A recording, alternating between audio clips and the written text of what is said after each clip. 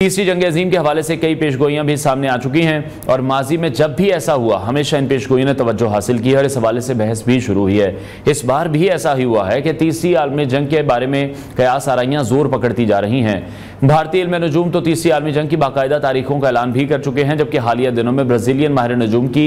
तीसरी आलमी जंग के हवाले से पेशन गोई के भी सोशल मीडिया पर चर्चे हैं। इस तमाम सूरत हाल पर बात करने के लिए हमारे साथ मौजूद है माहिर इल्म नजूम मोहम्मद उसामा अली। उनसे इस हवाले से मजीद बात करेंगे। उसामा, बहुत शुक्रिया आपके वक्त के लिए। इस वक्त दुनिया में दो बड़ी जंगें लड़ी जा रही हैं। एक हम देख रहे हैं कि रूस का यूक्रेन पर हमला है, जबकि दूसरी जानिब इसराइल और हमास के दरमियान लड़ाई भी जारी है, जिसका असर लबनान पर भी हो रहा है। ऐसे में बहुत से लोग खौफजदा भी हैं कि दुनिया आलमी जंग की जानिब आपको बढ़ती हुई दिखाई दे रही है, खासतौर पर कल ये जो इंसिडेंट हुआ है ईरान में। जी बिस्मिल्लाहिर्रहमानिर्रहीम, बहुत शुक्रिया। अल्लाहुम्मा सल्ली अला मुहम्मद व आले मुहम्मद। देखें, ये जो सूरत हाल है, ये डेफिनेटली जब ये अटैक हुआ था, हमास ने जब ये किया था, उसी वक्त इसको आपकी शायद हमने माजी में एक प्रोग्राम किया जिसमें बताया था कि ये कई मुल्कों को लपेट में लेगी और बेसिकली ये अरब को पूरे का पूरा एंगेज करने का प्लान है। और आप देखते जाएंगे कि दिन ब दिन इसमें काफी मुल्क शामिल होते जाएंगे। अब भी 6-7 डायरेक्ट और 3-4 उनके पीछे इनडायरेक्टली कुछ 10-12 मुल्क इन्वॉल्व हैं इस जंग में। और ये जब इनके सदर का इंतकाल हुआ, उस खबर को भी ये उस तरीके से छुपा गए हैं, क्योंकि ये बार बार ईरान को प्रवोक करने के लिए कि वो अटैक करे और ये मामला जो है पूरे खिते को लपेट में ले और बढ़ जाए। तो ये अभी जो हमारी रीडिंग के मुताबिक ये अभी पिछले दिनों राहु नेपच्यून इकट्ठे हुए, इनका कंजंक्शन हुआ सैटर्न की उसमें नक्षत्र में, जिससे ये प्रेडिक्ट करना बहुत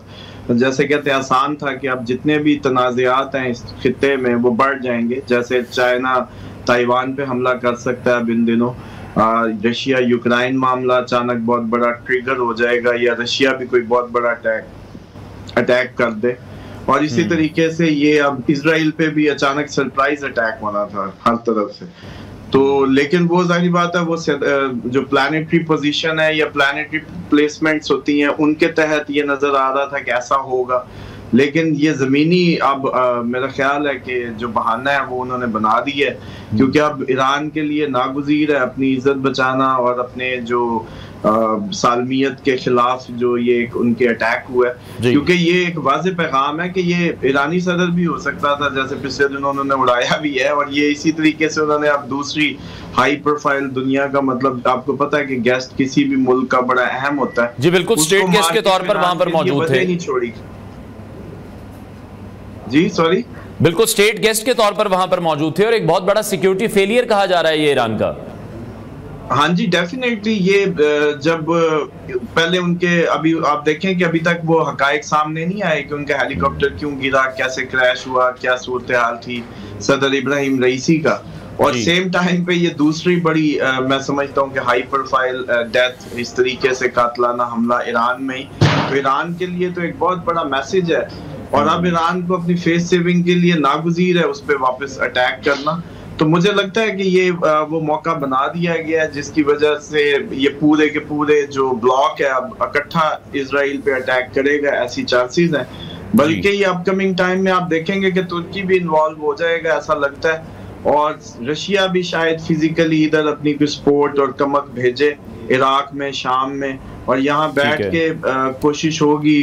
रशियंस की कि अमेरिका को यहीं एंगेज कर लिया जाए, क्योंकि उनके लिए इस खित्ते में उसका इधर इस साइड पे बैठना भी उनकी जंग पे इन्फ्लुएंस करता है, जो वो यूरोपीय यूनियन या उनके साथ इस टाइम उनका जैसे चल रहा है मामला,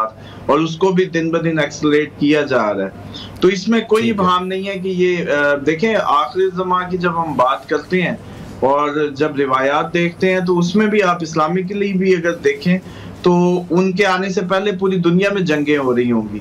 और इमाम मेहदी अलैहिस्सलाम के अगर ज़हूर पे नजर रखें तो अब ये देखें कि ये आपकी मोस्टली रीडिंग्स यही आ रही हैं कि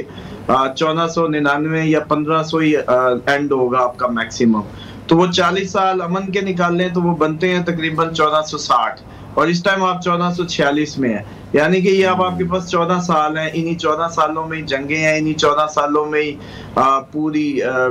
ज़हूर इमाम है, दजाल का आना, और ये जितनी भी चीजें यही फिट बैठ रही हैं इन्हीं 14 साल में जब हम बात कर रहे हैं। तो अब देखना ये है कि मैक्सिमम जंगें, अब आप खुद नक्शा देख लें इस वक्त,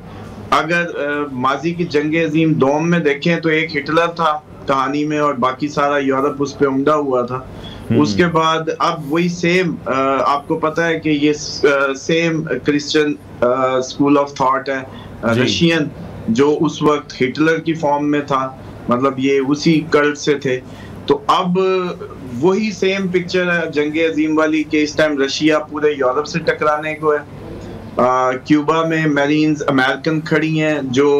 इसको अमेरिका को थ्रेट दे रही हैं, शुमाली कोरिया और इनका मामला अमेरिका का, इसी तरीके से China, Taiwan, India, Pakistan, Afghanistan, even कि अब हम तो उस साइड से भी अटैक फेस कर रहे हैं, कश्मीर इशू एक्सेलरेट कर जाएगा, और अब ये ईरान और ये पूरा मिडल ईस्ट का खिताब चेक कर लें तो बचा क्या अगर पुराने दुनिया के हिसाब से देखें, क्योंकि देखें ऑस्ट्रेलिया, अमेरिका न्यू आबादकारियां हैं, कनाडा, ये सब नई आबादियां हैं जो आपको खुद पता है कि कैसे आबाद हुई हैं। तो इसलिए जो पुरानी दुनिया है जो सारी वो यही है जिसमें इस टाइम पूरी जंग नजर आ रही है। ठीक है, तो जो कल की सिचुएशन के बाद आप किस तरह से देख रहे हैं कि ईरान किस तरह से रिटेलिएट कर सकता है, क्योंकि बहुत से लोग कह रहे हैं कि अगर तो ईरान ने ओवर रिएक्ट कर दिया तो फिर इसराइल भी उसी तरह से अटैक करेगा।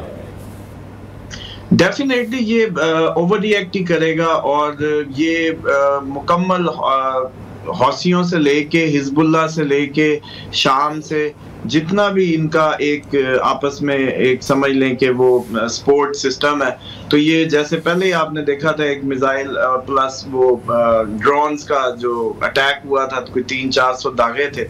उससे खैर अब ये शदीद होगा, और चांसेस हैं कि इस दफा ये कोई उनके हाई प्रोफाइल कोई टारगेट करें और उसी तरीके का बदला लें, ये ज्यादा चांसेस हैं।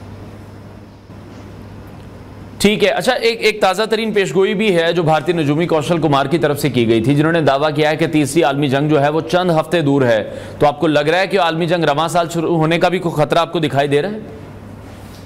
हाँ जी, देखिए ये सैटर्न जो है, सैटर्न का साल था, इस साल तो अवाम ने निकलना था, उठना था, अनरेस्ट हम पूरे खित्ते में देख रहे हैं, आप लोग देखें अपने भी, पाकिस्तान की भी, बांग्लादेश की हालत, अभी बल्कि इंडिया में भी कोई फसाद फूट पड़ेगा इसी अक्टूबर से पहले 15 नवंबर तक टाइम हाई होगा अनरेस्ट का पूरी दुनिया में, जो भी मतलब कंट्रीज हैं जहां जहां कोई इस तरह के पॉलिटिकल इंस्टेबिलिटी या अनरेस्ट है वो क्रिएट होगा, और जंगें अपना जैसे कहते हैं ना सींग फंसा लेंगी। अगला साल मार्स का साल है बेसिकली, जो जंगों का रूलिंग प्लैनेट माना जाता है। तो ये ज्यादा चांसेस हैं कि इस साल तकरीबन शुरू हो जाएं जो जितनी भी जंगें, और अगला साल जो अप्रैल का महीना होगा वो बहुत बड़ी तबाही का जैसे कहते हैं ना कि एक पेश खैमा साबित हो सकता है, जिनकी बुनियादें या इब्तदाएं इस साल बनती नजर आ रही हैं, और ये मैक्सिमम है।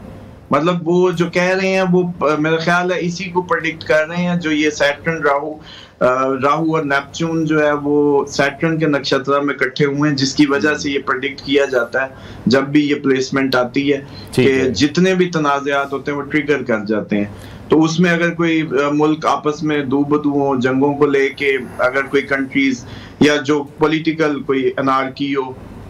या अनरेस्ट हो, जैसे बांग्लादेश में ट्रिगर हुआ इस वक्त तक आप देख लें,